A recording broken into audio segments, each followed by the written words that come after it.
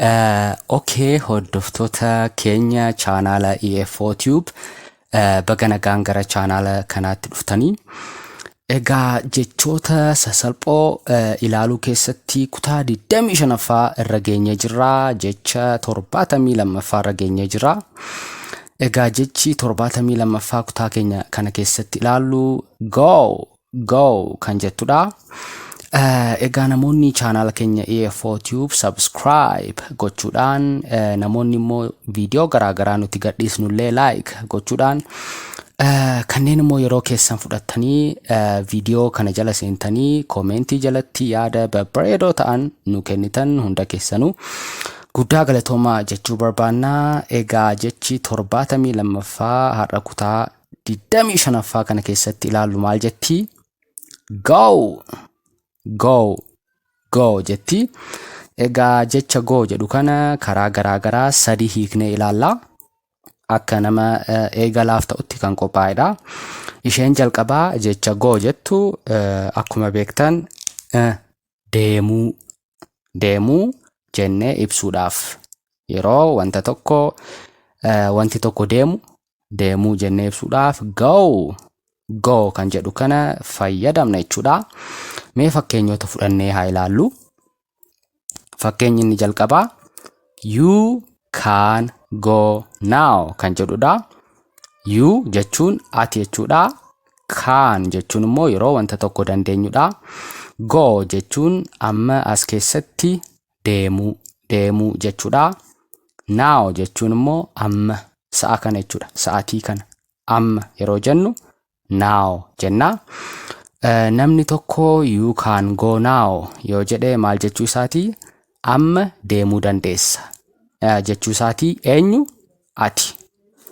You can go now yoo namni isiniin jedhe maal jechuu isaati? Ati amma deemuu dandeessa akka jechuuti. Isin immoo fakkeenyaaf nama tokkoon you can go now yoo jettaniin maal jechuu keessaniiti? Amma ati deemuu dandeessa akka jechuudha. Kanaaf jechi go jettu as keessatti gara kamitti hiikamte?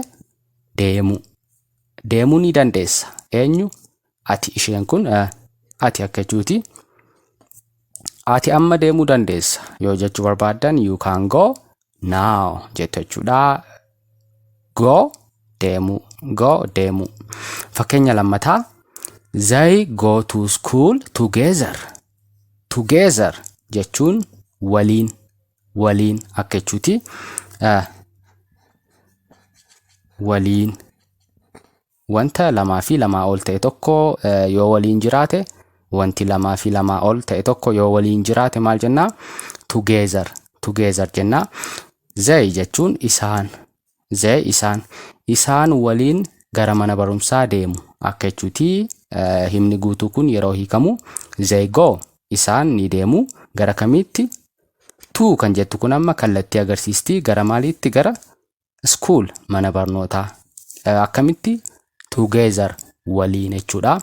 Lamas ta'uu danda'u, lamaa olis ta'uu danda'u. Egaa jechi they jettu kun akka kana dura ilaalletti maaliif nu fayyaddi? Wantoota lamaa fi lamaa ol ta'an isaan jennee itti fayyadamuuf jechuudha. They go to isaan ni deemu gara kamitti? Gara mana barumsaatti. Akkamitti? Waliin together. They go to school together. Isaan waliin gara mana barumsaatti deemu. Egaa jechi go jettu kun deemuu akka jedhutti hiikamte jechuudha. Mee faayidaa lammaffaa jecha go jettu kana immoo waliin haa ilaallu. Walumaa galatti egaa jechi go jettu deemuu jechuudha. Walumaa galatti hiikkaanshee deemuu jechuudha. Garuu ajaja waliinis fayyadamuu ni dandeenya. Nama tokko akkas godhi yookaan gara kanaatti deemi yeroo jennee dubbachuu barbaannu jecha go jettu kana dursinee jecha go jettu kana hima ittiin eegallee fayyadamuu ni dandeenya. Yeroo jecha kanaan hima tokko eegallu yeroo baay'ee himni sun hima ajajaati. Dhibbatti miti. Garuu parsantii 70 ol go jennee yeroo hima tokko eegallu himni sun maal ta'a? Hima ajaja qabu ta'a. Nama tokko ajajuudhaaf akkas godhi jechuudhaaf jechuudha. Go to jennee eegalla. To yeroo jennu immoo amma jechi to jettu kun maal agarsiifti? Kallattii. Go to gara kanaatti deemi akka jechuuti. Bakka sana immoo asitti ibsitu. Go to jettanii bed yoo jettan bed jechuun bakka ciisichaati. Siree akka jechuuti. Siree namni irra rafu bakka ciisichaa. Yookaan go to sleep jechuu ni dandeessu. Sleep jechuun rafuudha. Nama tokkoon go to bed yoo jettan gara siree keetti yookaan gara hirribaatti deemi akka jechuuti. Go to sleep jechuullee ni dandeessu. Gara hirribaatti deemi. Gara hirribaatti deemi akka jechuuti jechuudha. Deemi jechuudhaaf nu fayyaduu ni dandeessi. Garuu ajaja kennuudhaaf ajaja waliin. Fakkeenyaaf harmeen tokko yookaan haati tokko mucaa isheetiin maal jechuu dandeessi? Sa'aatiin galgalaa'eera yookaan sa'aatiin deemeera gara hirriba keetti yookaan gara siree ciisichaa keetti deemi jechuu ni dandeessi.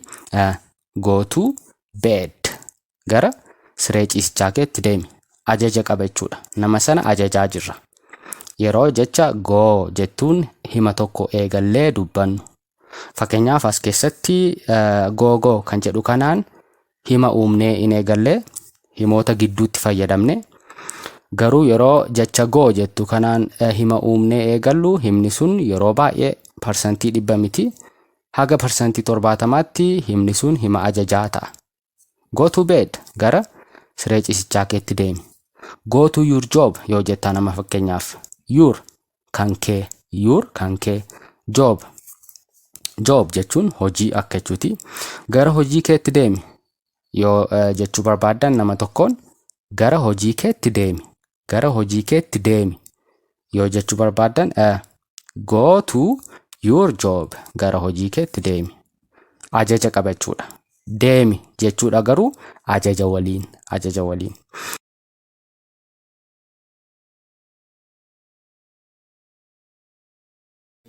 Akkasitti egaa jecha go jettu kana dursitanii deemi jechuudhaaf itti fayyadamuu dandeessu. Ajaja waliin akka jechuuti. Faayidaan isheen itti aantuu fi sadaffaa isin sadarkaa kanarratti beekuu qabdan jecha go jettu kanaaf maalidha?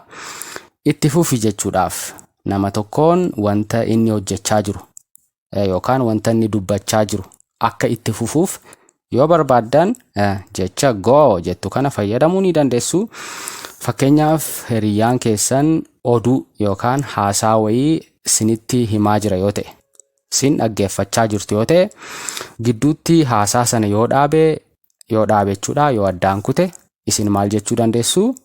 Go on jechuu ni dandeessu. Sun immoo maal jechuudha? Itti fufi.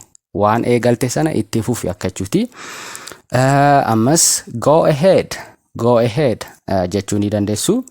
Walumaa galatti head kan jettu kun adda keenya jechuudha.